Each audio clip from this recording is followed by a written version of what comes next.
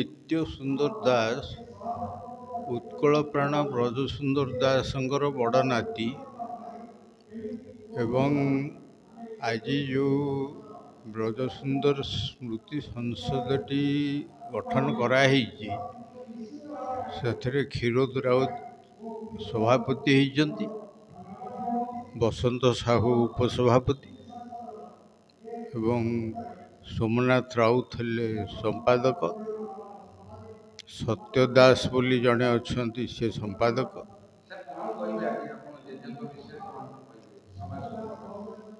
ब्रज सुंदर दास विषय सी होती ओडिशार प्राण कहले अत्युक्ति हेनी, कहीं मधुबाबू जदि एकमात्र कहार परामर्श नौथिले एवं निजर किछि जणैबाकू चाहूले ताले से एकमात्र ब्रज सुंदर दास को खबर दौले एवं ब्रज सुंदर दास घर को आसुले घोड़ा गाड़ी रे।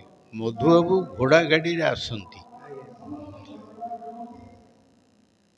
ब्रज सुंदर दास जितेबाला कलिकतार प्रेसिडेंसी कॉलेज रे पाठ पढ़ुले सेतेबेलठू मधुबाबूंकर नजर ब्रज सुंदर दास ऊपर थिला एवं ब्रज सुंदर दास जमीदार थिले बोली जे नजर थिला ता नुह, से ब्रज सुंदर दास को एइथिपई नजर रखिले जे कलिकता विश्वविद्यालय रे ओडिया भाषा को सेतेबेले बेंगल सरकार उठेई देले।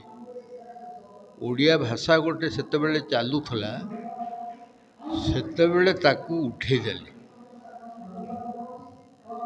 यही ब्रज सुंदर दास युवावस्था बयस से किछि सांगों को धरी एभली एक आंदोलन कलिकता एवं पटना यूनिवर्सिटी मिसिकी तो थिला, से एभली एक आंदोलन आरंभ कले।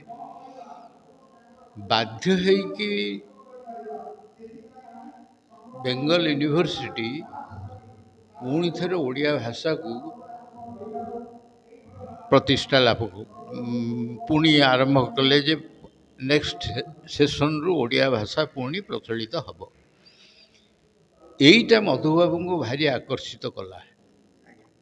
तेणु से ब्रज सुंदर दास को पैसा एवं जमीदार हिसाब से ग्रहण करनथिले। से जे मो सांगरे कांधरे कांध मिसेकी यही पिला आउ किछि पिला को धरी जोग दे पारिबो। मोर ओडिशा सरकार पाखरे एतिकी दाबी जे एवं आज जो जेजेकर 145तम जन्मदिवस पालन कराऊँगी एटा गोटे भल स्टेप निहाला ब्रज सुंदर स्मृति संसद तरफ कहीं जेजेकर कंट्रीब्यूशन जहाँ अच्छी सेपरेट ओडिशा पाई आ तार ओडिशा भाषा पे ताकर जति कंट्रीब्यूशन अच्छी संगीत क्रीड़ा सब सब प्रकार जिनस से जिनस गुड़ाक एक्सीडेंटली हो बा इनसीडेंटली हो लोक आजिकार ये कार्यक्रम रे एते मात्रा रे माने श्रोता आसी थिले ब्रजसुंदर दास विषय शुणापी से मो ब्रजसुंदर दास परिवार तरफ निजक धन्य मन कर समस्त को मोर धन्यवाद जनाऊँगी।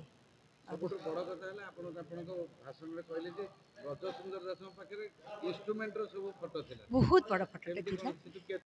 नमस्कार, आज खबर को स्वागत। जाति प्राण ब्रजसुंदर दास का 145तम जन्म जयंती उत्सव कटक श्रीरामचंद्र भंज परिसर रे महासमारोह रे अनुष्ठित हो जाइछि। प्रदीप प्रज्वलन पर एक कार्यक्रम को आनुष्ठानिक भाव उद्घाटन करा जाइथिबा समय रे मुख्य अतिथि भाव समाज संवाद खबर कागजर प्रतिष्ठाता श्रीयुक्त सौम्यरंजन पट्टनायक जोग दैथिबा बेले सम्मानित अतिथि भाव विशिष्ट संगीतज्ञ श्रीमती तृप्ति दास, शौर्य सुंदर दास एवं दिलीप बाबू प्रमुख जोगदे कार्यक्रम मान वृद्धि करथिले। ब्रजसुंदर दास ओडिया जाति एवं ओडिया साहित्यर जड़े अखंड प्रतिभार अधिकारी थिले। मधुबाबूंक समसामयिक यही लेखक का जन्म जयंती आज महासमारोह पालित हो जाइछि। तांको रचित विभिन्न पुस्तक एवं कवितार आलोचना करथिले उत्कल साहित्य समाजर सभापति श्रीयुक्त गोविंद चंद्र चांद। ए कार्यक्रम को अनुष्ठान सभापति परिचालना करिथिबा बेले अनुष्ठान अन्यान्य कर्मकर्ता अतिथि परिचय एवं सुंदर भाव में कार्यक्रम को संपादन सुगंध महापात्र रिपोर्ट। जो जन्म जयंती आम पालन करूँ से पुण्यात्मा संपर्क में आज कार्यक्रम सभापति से विषय चुंबक कहते स्वतंत्र ओडिशा प्रदेश गठन जन मुख्य